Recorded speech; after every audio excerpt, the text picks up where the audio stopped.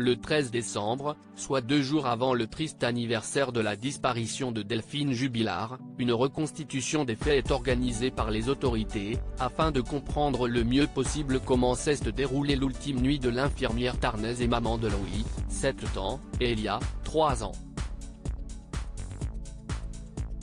La jeune femme n'a pas été retrouvée et si ses proches sont catégoriques sur le fait qu'elle ne serait jamais partie de son plein gré sans ses enfants, elle était en procédure de divorce de son mari Cédric, aucune scène de crime et aucun corps ne permettent d'expliquer ce qui a pu se passer. Nous avons appris que des journalistes tentaient de négocier leur présence chez des riverains, pour déjouer le périmètre de sécurité qui sera mis en place ce jour-là, a indiqué à Actu Toulouse une source bien informée. Comme lors de son audition pour statuer sur la prolongation de sa détention provisoire, la justice est catégorique, aucune photo ou vidéo ne doit fuiter dans les médias. Car il faut à tout prix éviter une situation choquante telle que celle d'une autre affaire très médiatisée, celle de Jonathan Daval.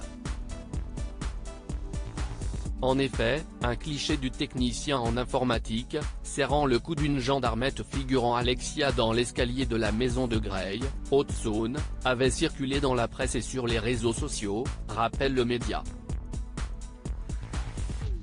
Provoquant à l'époque un immense choc, notamment pour les proches de la victime.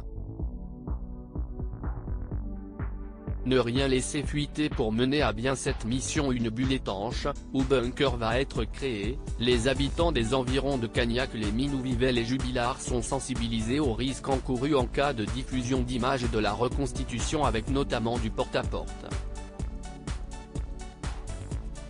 Le nombre de protagonistes autorisés à pénétrer dans le périmètre sera restreint au maximum et les téléphones devront être coupés.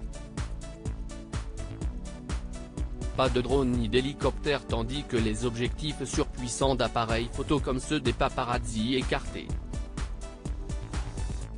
Pour organiser cette reconstitution, les gendarmes doivent en effet faire face à l'intérêt immense porté à cette affaire. À tel point que le présumé coupable en détention provisoire, son époux Cédric Jubilard, est à l'isolement et se considère comme une star.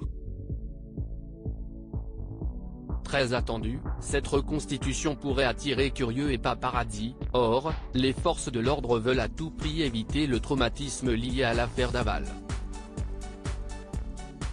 Le but de cette reconstitution sera notamment de comprendre pourquoi des cris ont pu être entendus par des voisines, mais pas par le reste du voisinage.